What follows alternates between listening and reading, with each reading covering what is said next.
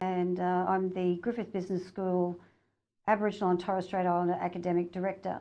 And I'm here to give you just a little bit of an understanding of the importance of storytelling for Aboriginal and Torres Strait Islander people.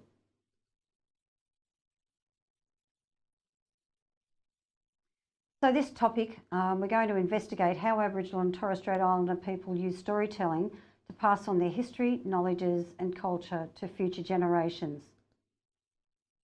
So after you've covered the particular topics, you've gone through each of the resources and readings and presented everything that you need to understand about Aboriginal and Torres Strait Islander history.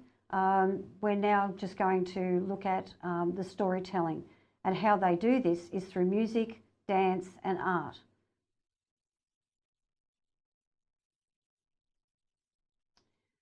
So storytelling.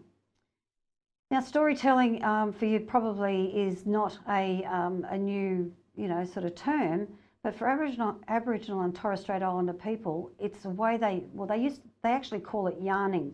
We have yarning circles, so we can sit around in circles, and it could be around an open fire, it could be around just in the family houses, etc.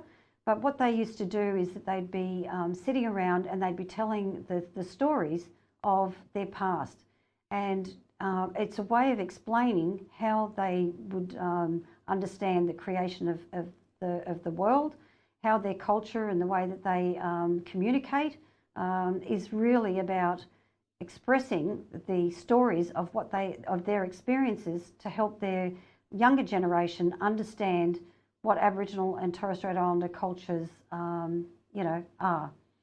So they use concepts and beliefs to pass on down through the generation, and how they do that is that they would sit down and they'd be telling them the story of, for example, you may come across a video or some presentations on the serpent, and how they saw that the rivers were created by the snake, the serpent that went through the valleys, and that was what created the riverbeds.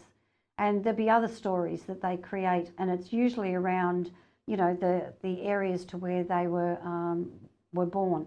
So it could be land, it could be around the rivers, it could be near the oceans. So most of the stories would relate to how they believed that their clan groups and their language groups actually were created. So by using music, song and dance. Now I don't know whether you've actually had an experience of listening to didgeridoo and watching some of the dances. It's different, very different from an Aboriginal to a Torres Strait Islander way that they use the music, song and dance, but that's pretty much relative because of the distance and where Aboriginal people come from the Australian mainland compared to Torres Strait Islander.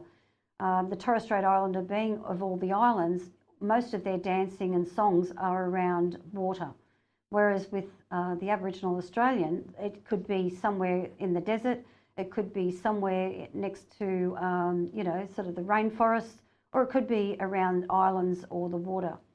So you watch the dancing and it'll be that they'll take on images of, could be animals, it could be looking at, anything that they regard as creating an understanding of the stories of how they came to be, how the world was created, and how that they've got these different traditions that they want to pass on.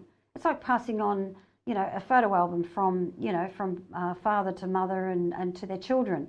You sit around and you tell stories of the past. Well, for Aboriginal people, they usually do that through trying to relate what they saw into the current contemporary ways of things through storytelling.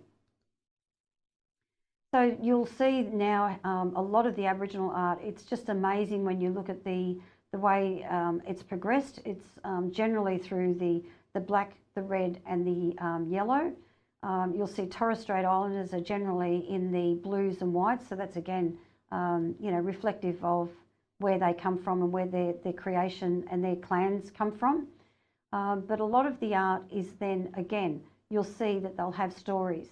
Now, any authentic art, especially from the Aboriginal art, you can actually turn over the painting and you'll find that the artist will give you a short story of what the picture is all about. So this is the topic has been about looking at storytelling.